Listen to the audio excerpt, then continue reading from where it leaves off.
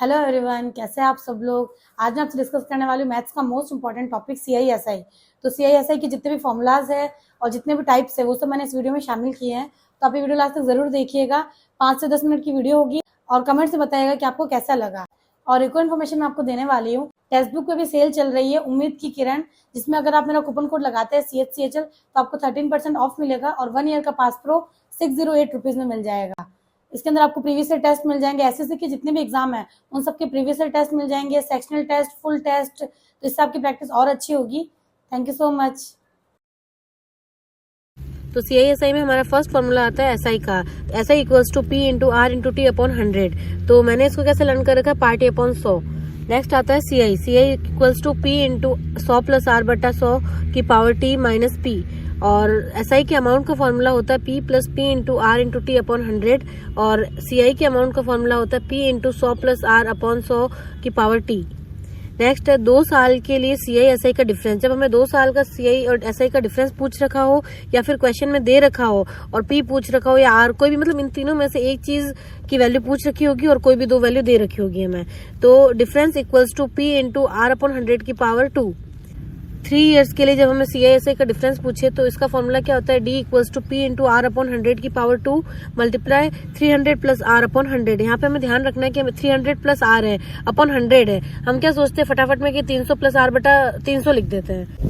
Next question आता है हमारा 2 साल के लिए CI/SI में संबंध। अब इसमें क्या होगा कि एग्जाम में हमारे पास क्वेश्चन आएगा, CI दे रखा होगा 2 साल का, SI दे रखा होगा और रेट पूछ लेगा, तो हम कंफ्यूज होंगे कि यार P तो दे ही नहीं रखा, हम डायरेक्ट कैसे निकालें। तो इसके लिए ये पर्सनल फॉर्मूला बना हुआ है, CI upon SI equals to 200 plus R बटा 200। नेक्स्ट आता है जब क्वेश्चन में SI के डिफरेंस के साथ टाइम का या रेट का डिफरेंस भी दिया हो। अब इसमें क्या होता है कि इसमें फिक्स होता है, या तो हमें किसी SI का डिफरेंस दे रखा होगा और टाइम या फिर रेट का डिफरेंस पूछ लेगा, और या फिर क्या करेगा कि SI का डिफरेंस पूछ लेगा और टाइम या फिर रेट दोनों में से किसी एक का डिफरेंस दे रखा। मतलब ये क्वेश्चन फिक्स होते हैं जब 2 चीजों का डिफरेंस या तो दे रखा होगा या पूछ रखा होगा और बाकी एक चीज कॉमन दे रखी होगी। जैसे P equals to 100 into SI का डिफरेंस अपॉन T का डिफरेंस मल्टीप्लाई R, या फिर P बराबर 100 इंटू SI का डिफरेंस बटा T इंटू R का डिफरेंस।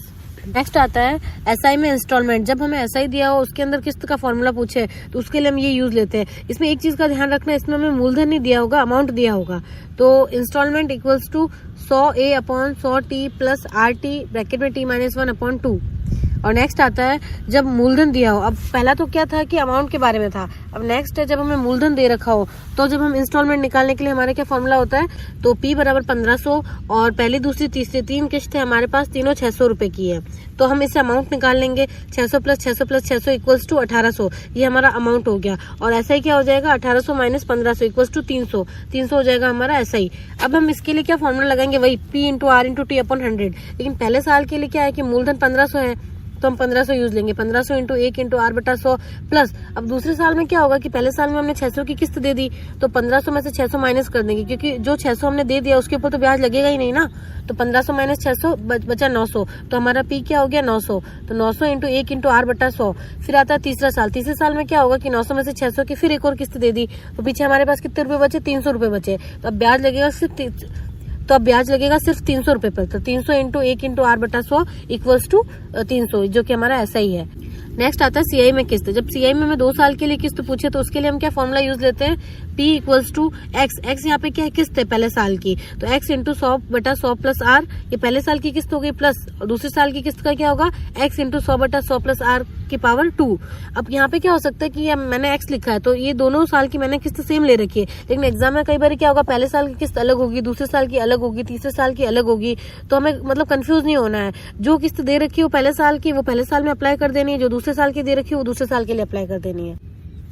नेक्स्ट आता है जब CI में 3 साल का अमाउंट और 6 साल का अमाउंट। जब अब हमें क्या है कि CI के अंदर 3 साल का और 6 साल का अमाउंट दिया हो। 3 साल का अमाउंट क्या है 6690 और 6 साल का 10035। तो क्या करेंगे, जो 3 साल का अमाउंट है उसको गुणा करेंगे और 6 साल के अमाउंट से भाग देंगे। ये फिक्स रूल है और एक शॉर्ट ट्रिक इसको आप एक शॉर्ट ट्रिक भी कह सकते हो। जब आपको 3 से 6 साल या फिर 2 से 4 साल इनके अमाउंट दे रखे हो, 4 से 8 साल इनके अमाउंट दे रखे हो, तो हमेशा जो छोटा वाला अमाउंट है उसको ऊपर आपको मल्टीप्लाई में रखना है और बड़े वाले अमाउंट से डिवाइड कर देना है, तो डायरेक्ट आपका मूलधन निकल जाएगा इससे। फिर हमारा नेक्स्ट क्वेश्चन आता है सीआई में 3 साल का अमाउंट 2500 और 5 साल का 3600। अब देखो पहले वाले में हमने क्या पढ़ा था कि डायरेक्ट ट्रिक पड़ी थी कि भाई अगर डबल हो रहा हो तो डायरेक्ट अप्लाई कर लो। अब इसमें डबल नहीं हो रहा है, 3 साल का और 5 साल का अमाउंट दे रखा है, तो इसको हम कैसे करेंगे, जो 5 साल का अमाउंट है उसको ऊपर रखेंगे और अपॉन में डिवाइड करेंगे इसको 3 साल के अमाउंट से। तो 3600 upon 2500 equals to 100 plus R बटा 100 की पावर 5 अपॉन 100 प्लस आर बटा 100 की पावर 3। तो इससे हमारे पास क्या होगा, 100 प्लस आर बटा 100 का होल स्क्वायर मतलब पावर 2, इसका आंसर निकले, मतलब इससे हम रेट निकाल सकते हैं। अच्छा, सीआई में 3 साल का अमाउंट 500 और 4 साल का अमाउंट दे रखा हो 550। तो इसमें अगर हमें रेट पूछे तो हम डायरेक्ट निकाल सकते हैं अमाउंट से। क्या करेंगे, दोनों का डिफरेंस लेंगे जो कि 50 है, तो 50 upon 500 into 100 equals to 10%। 10% rate आ जाएगी लेकिन इसमें एक चीज ध्यान रखना है, हमेशा 1 साल का डिफरेंस होना चाहिए अमाउंट में।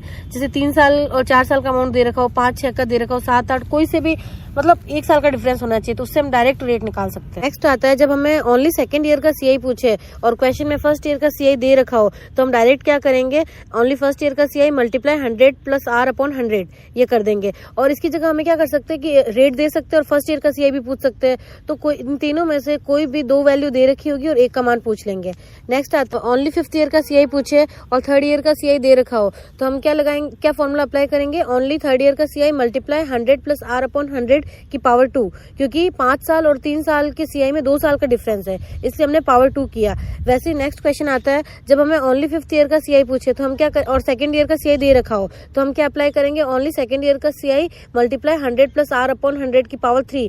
यहाँ पे पावर 3 क्यों लगा है, क्योंकि 5 साल और 2 साल के सीआई में 3 साल का डिफरेंस है, इसलिए जो पावर है वो टाइम का डिफरेंस होता है उसके अकॉर्डिंग लगती है।